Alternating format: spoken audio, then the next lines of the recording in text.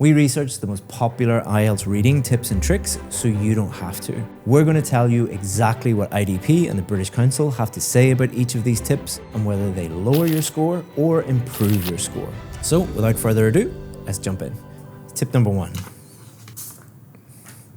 One strategy or 11 strategies. So when you open the book and you're looking at the different questions, should you have 11 strategies or one strategy for each question? I think one strategy, just to keep it simple. Maybe 11 different strategies, even if they're slightly different, so that you can have a different, unique approach according to what the question is. And you can adjust and play along depending on what you're being asked. Let's see who's right and who's wrong, and we'll help everyone watching at home. So let's look at each of the strategies in a little bit more detail, and we'll find out what's like IDP and the British Council have to say. So if you type in to YouTube, IELTS reading tips and tricks, the first video that comes up, their first tip is the most important one. And their first tip says, understand the 11 different question types. So it doesn't say which strategy to use, but it says that it's important to understand the different question types. And this is totally true. So there's many different question types. And often students, like strong students like yourself, who are very, very good at English, maybe get a band 9 in speaking, sometimes they can go and do the real reading test and they can mess it up because they're like, what is true, false, not given? What is matching headings?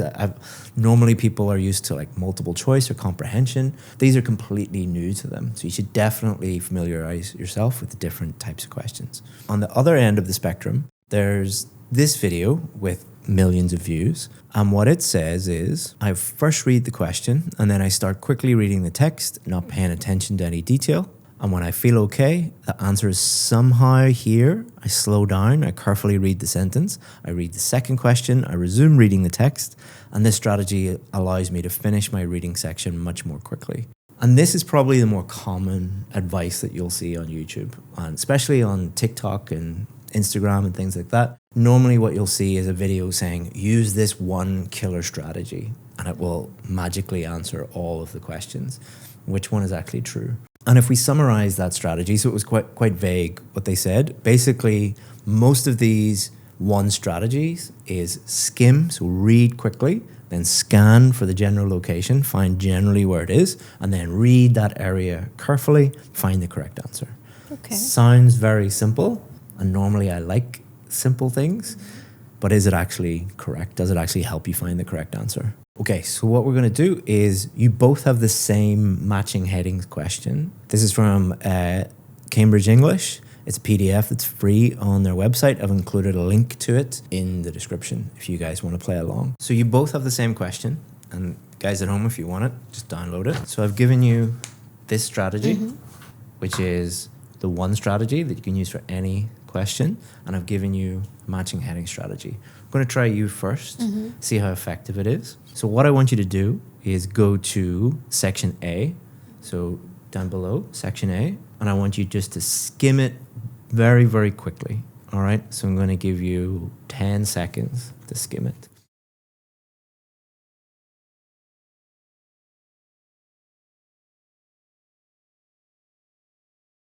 Now what I want you to do is I want you to scan that to find information that will lead to the correct answer.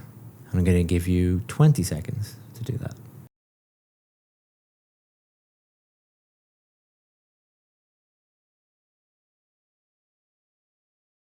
Now I want you to read carefully and find the correct answer. Have a look, and you can look at the question, you can read carefully. Go ahead. Or are you completely lost? I'm completely lost. Oh, okay. No, like So does this work, this strategy that you just used? no. Not at all. So let's do it all together. Okay. We'll do the exact same question, but we'll use a specific strategy designed for this question. Okay? So what I want you to do is don't look at the list of headings, okay? Just look at section A. All I want you to do is read section A and imagine you are writing a title for that paragraph. So a title that just summarizes what that paragraph means. Think about if you were writing a newspaper article just about that paragraph, what would the title say? I want you to do it separately. I'll give you 1 minute to do that. Should we write it down? Or? Write it down. Okay. Yeah, but don't say what it is. Okay. Just write it down separately. Okay.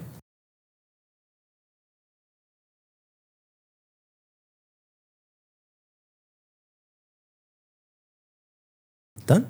Okay, can you read yours? Yeah. How government's involvement can damage environmental management. So how the government's impact or involvement in the environment, something like that. Yeah. Yeah? And yours? Similar? Impact but positive. So how can a government contribute positively to environmentalism? Okay. So if we look at the two sentences, the commonalities are government and environment. All right, so it's, government is doing something on the environment. Now what I would like you to do is go back to the list of headings. So it's up to the list of headings. And I want you just to look at them and identify any that match your title, any that match your heading.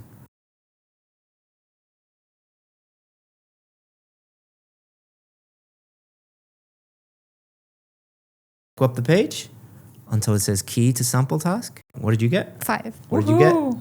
5. Was that difficult? No, it was, Was so it difficult nice. the first time? Yes, very difficult. Interesting. See? So it makes it nearly impossible Wow. to get the wrong answer. So the strategy has been designed for that question. So there's 11 different types of question. And what I've done is design a system for each question which dramatically increases the chance that you will get the score. Or get the correct answer. It also saved a lot of time. It was very quick Exactly. compared to the first time. Exactly. I gave you 1 minute. You probably Yeah. wouldn't even need 1 minute. You could have read through that quite quickly and just like government's impact on environment, like government's involvement in environment. And then if you look, it's like magic. There's not much magic in the IELTS test, and I don't believe in magic tricks, but that's as close to a magic trick as you're going to get. If you'd like that strategy for matching headings and many, many other strategies, I put every single strategy that we have for all different types of questions into this PDF. Covers everything, plus lots of tips, all the advice that you need. It's free for you. It's normally we charge a huge amount for this document, but it's free for you today. Just go to the description or the pinned comment and you can download it today for free. So if we have a look at what the British Council say about this, they don't talk about having separate strategies. But if you look at the British Council website, on there you'll find teaching plans made for teachers, all created by very, very experienced British Council teachers. And the interesting thing about this is they have separate lesson plans for each different type of question. And that's exactly the way we taught at the British Council. We would have a lesson for matching headings questions and a lesson for true, false, not given, and a lesson for comprehension questions, because it's testing different skills and requires a different strategy. And it actually states on the British Council website is that each question is testing different reading sub-skills. So the skill that particular question was testing was, can you look at a paragraph and understand the general main idea of it? Like when you're reading a newspaper, most people don't read every word. They just look through it. Okay, that paragraph means that paragraph means that, quite quickly. That's what it's testing. And this is backed up by the Cambridge website. And Pauline Cullen, a very famous and well-respected IELTS teacher and author. And she says every question has one clear purpose to force you to use specific reading skills. In other words, each question is forcing you to do different things, so you need a different strategy for each type of question. So again, am I attacking teachers? No, I'm not attacking anybody who teaches this, all right? If you are one of the teachers who teaches this strategy, think about why you're doing it. Students love simple strategies that cut down on time. This is why you'll find it on things like TikTok and Instagram, because people just want, quick fixes. Try to balance what your students want and what they need. What they want is to make everything as simple as possible, and I'm a big believer in making things as simple as possible, but only as possible. It's impossible to make these as simple as this. You need to be a little bit more complicated. But if you find a strategy anywhere on the internet, always test it in the classroom with students, just like I did. So that was a very quick demonstration of you could get this one strategy, test it with your students, and they're going to be completely lost, and then use a different one and they find the answers pretty easily. Which one wins? Base it on real student results that you're with students in the classroom. But maybe I just got lucky and it only works for matching headings. What about a more difficult question like true, false, not given? Let's see if it actually works there. So that brings us on to the second tip for reading. We're going to test true, false, not given questions versus this. Really understanding the question, fully understanding it, or using tricks. Some students and some teachers just want tricks. Some of them work, some of them don't. Other teachers, other students want to fully understand the question, so they're completely confident on test day. So which one would you choose? I would say understand. Okay, why? Just a more bulletproof approach. If you understand it, it's harder for you to go wrong than if you blindly follow a trick and it takes you down the wrong road. What about you? I really like the way you taught us a trick for the last question. I think if you can give us something similar for the true or false and not given, it would be really nice. Okay, so let's see which approach is actually correct. So if we go to one of the most popular YouTube videos on true, false, not given, her approach is to help students understand the difference between true, false, and not given. So what she says in the video is, if it is true, the statement agrees with the information. If it is false, the statement contradicts the information. And if it is not given, there is no information on this. This video was posted nearly a decade ago, and IELTS has not changed since. But since that, there's been lots and lots and lots of videos talking about this is the latest hack, this is the latest trick. But maybe we got the answer nearly 10 years ago in this video. And you'll also find the exact same information on the IDP website. So if you have a look at the IDP website, it says exactly the same thing. So if the most popular video on YouTube is stating something very, very clearly, and IDP you're stating it so clearly, why is there so much confusion?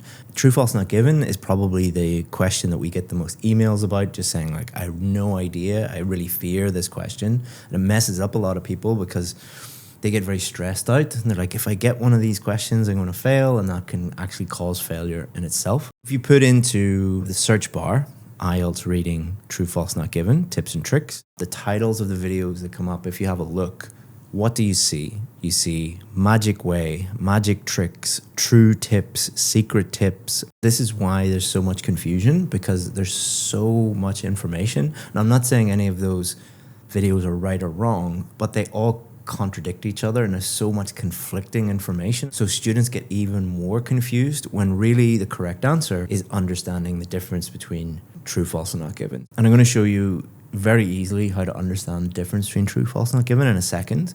But I just want to address something important. I'm not saying that you need to just focus on one strategy with us, but what I would recommend is, instead of looking at 30 different YouTube channels or 10 different blogs, find one that you actually trust. Like, so for example, we've mentioned Pauline Cullen, very, very reputable, reliable source, or IELTS Liz or IELTS Simon. These are people who really, really know what they're doing. Or you could look at our website or our channel. Hopefully you would agree that we know what we're doing, but pick one of us and just focus on that. And that is going to cure this overwhelm problem that many of you have. So if we have a look at again what it says in this video. Number one, if it is true, the statement agrees with this information. Number two, if it is false, the statement contradicts this information. And number three, if it is not given, there's no information on this.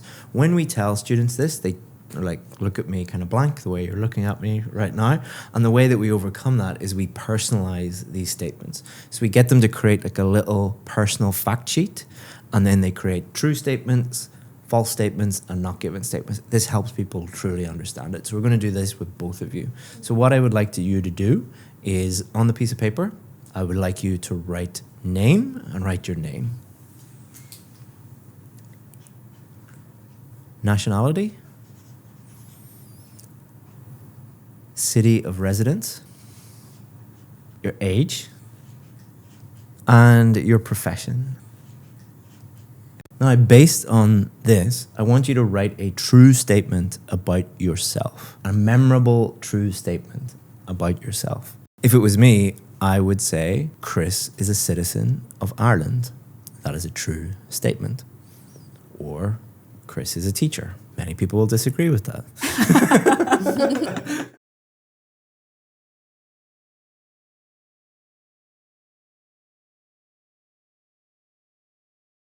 Okay, what is yours? Isha lives in London. Okay, is that true? Yes. And yours? Priyanka is a teacher. Okay, is that a correct statement? Yes. Okay. What I want you to do now is write a false statement that somebody could look at the fact sheet and say, this is false because it contradicts what is in the fact sheet.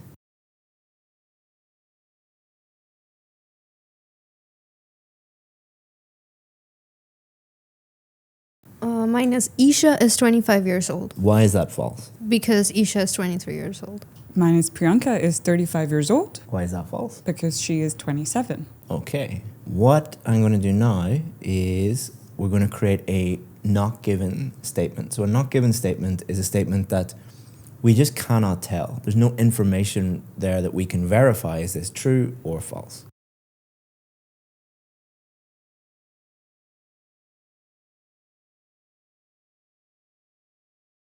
So looking at your fact sheet, could someone look at the fact sheet and then look at that statement and say that's true or false? Did you live in West London? No, it's probably not given. Yeah, there's no information Yeah. about the location within London. So you wrote, Priyanka likes chocolate cake. Can we tell from the information whether you like chocolate cake or It's not given. Yeah, not at all. So it's either something that's closely related to what is in your fact sheet. So you live in London, but it's not really clear where, or it's just something that is not there at all, like which food you like. On test day, what you can think is, if you're confused about true, false, not given, you can just remember that fact sheet and those three statements, and then think about what you're doing when you're looking at the different statements. And that should make it super duper clear. And anybody at home can make that in 5 minutes, and that should make it clear to you. And that's the biggest challenge for most people, is understanding the difference between true, false, not given.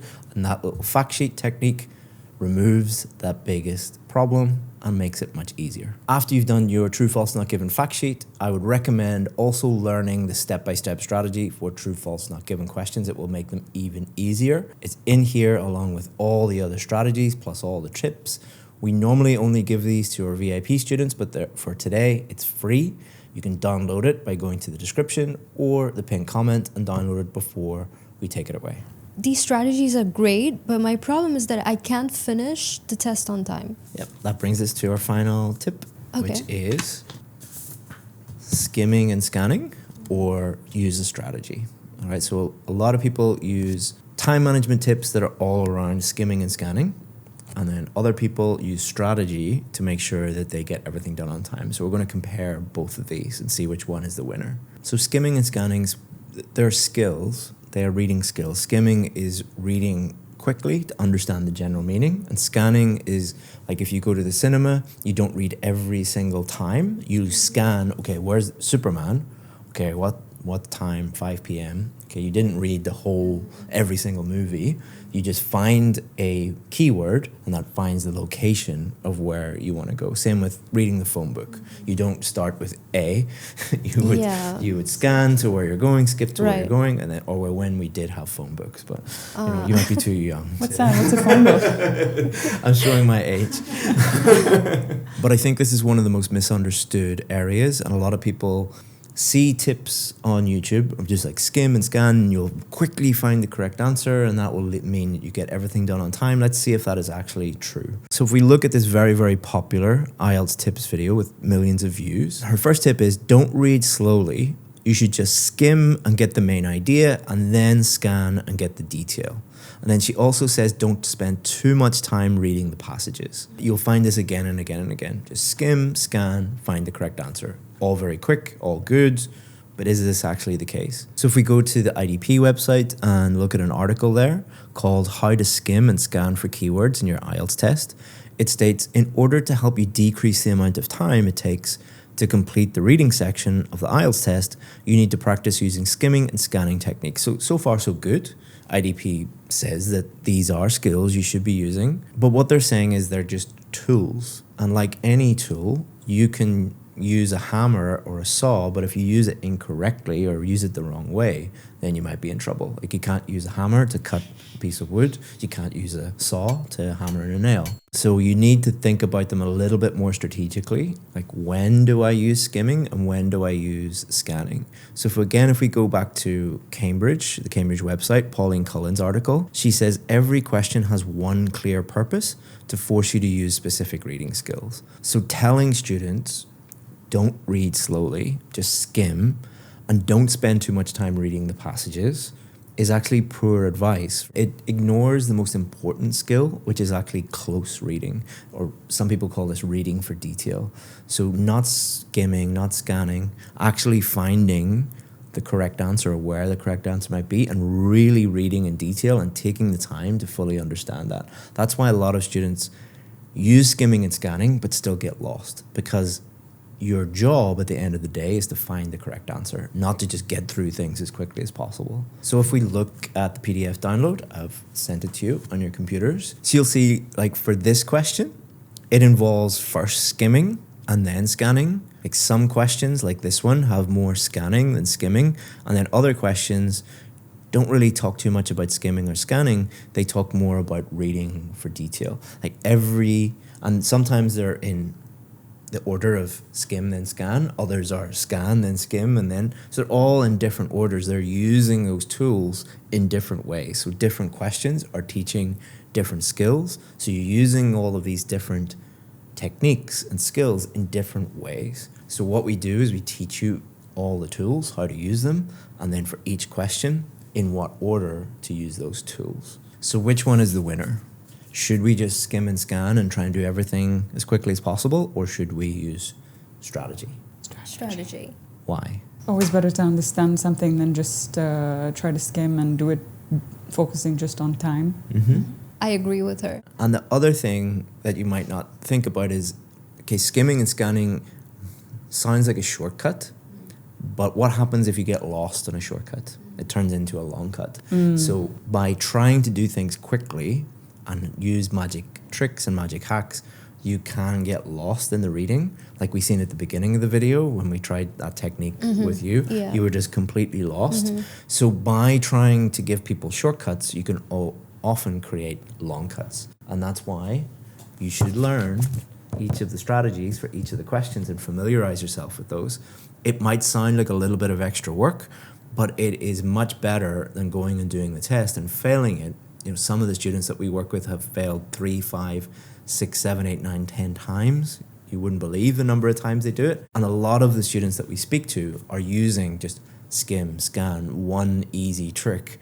Whereas if they had have learned it one time, spent a bit of time doing it, they could have got the score that they need first time. And that's what we want for you guys. So download it, work on it, and then you'll get the score that you need next time. I also felt like skimming and scanning can like make you misunderstand the passage, and then you can make a mistake. Honestly, Exactly. Because I was realizing when I was doing the first time, I understood it completely wrong. But when I read it the second time, it was different.